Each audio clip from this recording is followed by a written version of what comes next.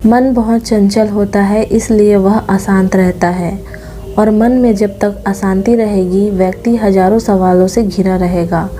व्यक्ति को जब तक मन में चल रही सवालों के जवाब नहीं मिलेंगे उसका मन अशांत ही रहेगा। लेकिन सवाल ये है कि मन को नियंत्रित कैसे किया जाए और मन को कैसे समझाया जाए। मन को जानने से जुड़ी गौतम बुद्ध की कहानी। इसमें 5 चरण हैं।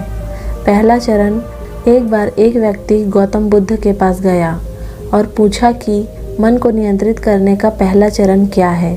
बुद्ध कहते हैं, अपने मन को समझने का पहला चरण है इसके द्वारा दिए गए लालच की व्यर्थता को देखना, क्योंकि जब तक मन अशांत होता है तो कई तरह के लालच देता है। जिसने मन द्वारा दिए गए इन लालचों को पहचान लिया उसने मन को समझ लिया। लेकिन हमें यह कैसे पता चलेगा हमारा मन हमें लालच दे रहा है और वह लालच व्यर्थ है? इसका जवाब देते हुए बुद्ध कहते हैं, अनुभव से।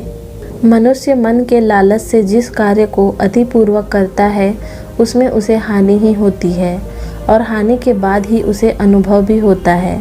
जैसे जिसने वास्तव में यह देख लिया कि नशा करने वाला दुखी है वह नशा मुक्त होना शुरू कर देगा।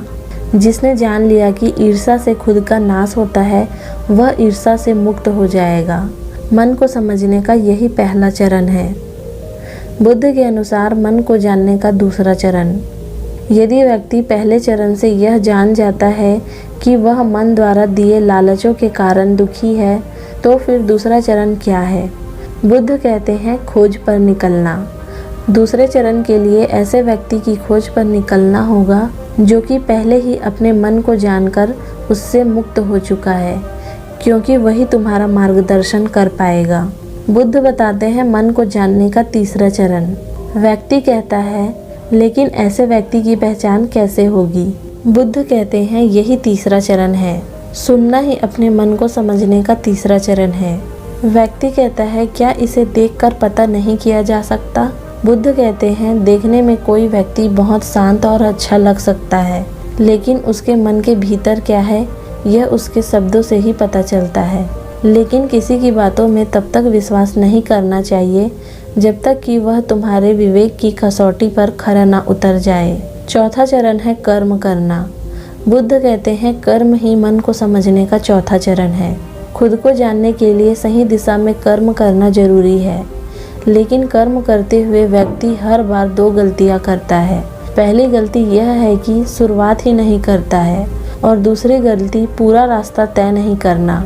इन दोनों गलतियों के पीछे हमारे मन की ही चाल होती है। व्यक्ति अपने कर्म को पूरा इसलिए नहीं कर पाता क्योंकि वह सोचता है कि मैं कल से शुरुआत करूंगा, तो कोई यह सोचता है कि मैं असफल हो जाऊंगा। इन गलतियों का मुख्य कारण है जागरूकता की कमी। इसके बिना मन व्यक्ति को उसके सही दिशा में चलने नहीं देता। मन को जानने का 5वां चरण है जागरूकता। बुद्ध कहते हैं, मन को जानने और समझने का 5वां चरण है जागरूकता। इसलिए हर कार्य को जागरूकता के साथ करो। बिना जागरूकता के किया गया कार्य या फिर जिया गया क्षण मृत्यु के समान है। व्यक्ति बुद्ध से पूछता है, अपने जागरूकता के स्तर को कैसे बढ़ाया जा सकता है?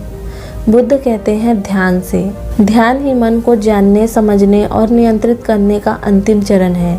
यानी ध्यान ही वह नाव है जिस पर बैठ मन रूपी नदी को पार किया जा सकता है। जिस व्यक्ति ने इन शुरुआती 5 चरणों से ध्यान को जान लिया उसने अपने मन को जान लिया।